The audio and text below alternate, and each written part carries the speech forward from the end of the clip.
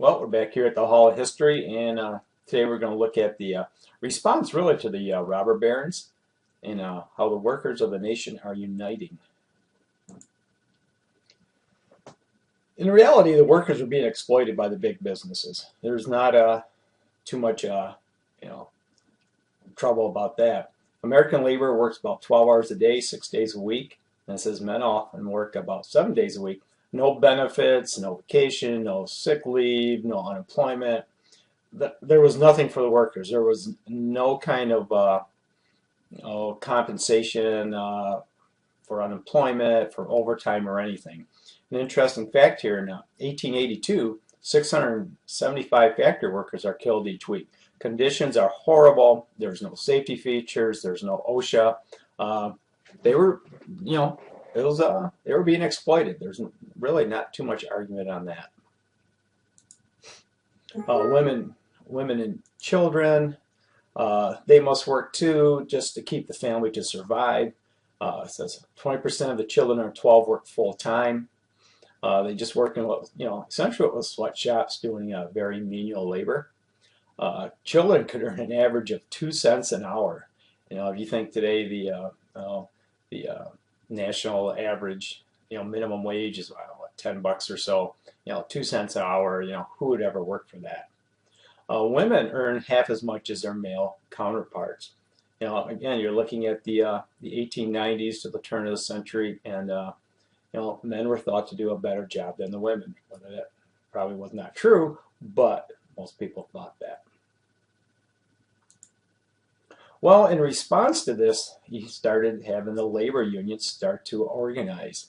And unions really represent the first multi-gender, I should say, multiracial, multi-class organizations in the U.S.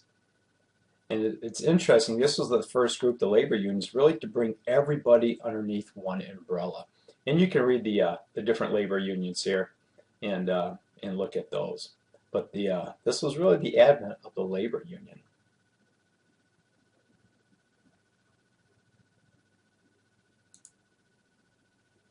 What movement branches off of the labor unions? Really socialism.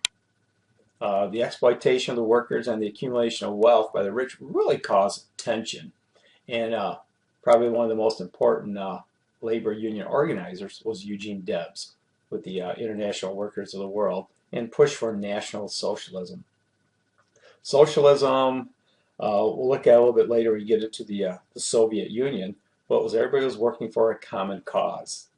And this really had some not very good connotations for a lot of people.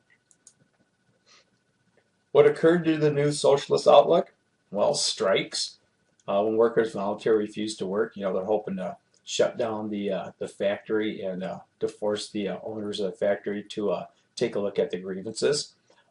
Strikes become violent. You had the Great Strike of 1877. President Hayes had to step in to resolve it.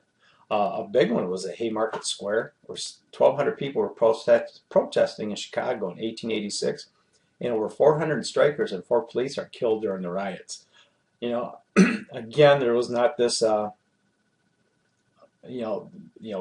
police or the rioters were refrained from doing anything. It was pretty much every man for himself. The Homestead strike was at one of the mines. And this is where scabs, replacement workers, are used for the first time. The owners actually brought somebody else in to replace the workers that went out and strike. And that term scabs is still used today. The Pullman strike, the Pullman Car Company near Chicago, Illinois. President Cleveland had to end the strike and jailed Debs and has all the strikers fired. And again, this did not set well with the workers.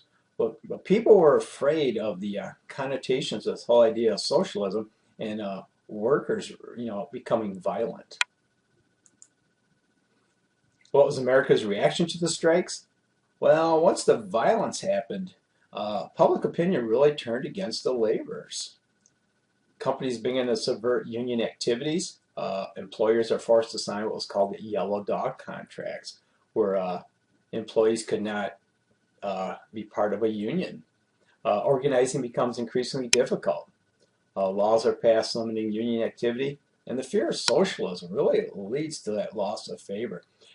America was still the land of opportunity, and anything to take away from that whole idea of America being the land of opportunity was not looked on very highly.